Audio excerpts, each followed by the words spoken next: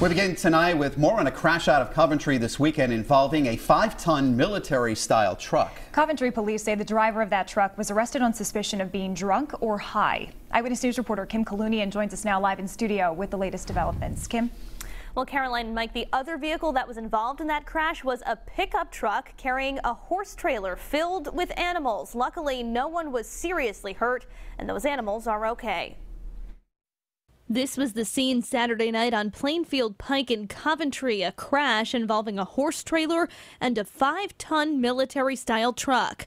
Neighbor Tricia Evans took these photos after hearing the crash around 11:30 Saturday night. You know when metal crashes together, just that really loud bang, but it was just so loud it almost sounded like an explosion. Police say 35-year-old Matthew Wright of Richmond was driving that military-style truck. He was arrested at the scene for suspicion of driving under the influence of alcohol or drugs. A juvenile passenger inside the pickup truck was taken to the hospital with minor injuries.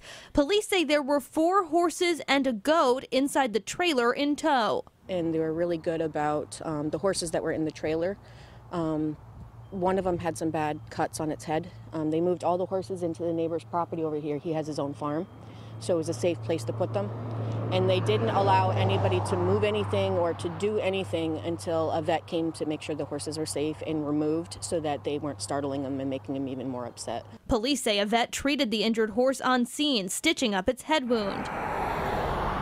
Evans says the stretch of road near the Connecticut border is notorious for crashes turning pitch black after dark and prone to speeding. It's supposed to be 40 miles an hour, but people fly here 60, 65, 70 all the time.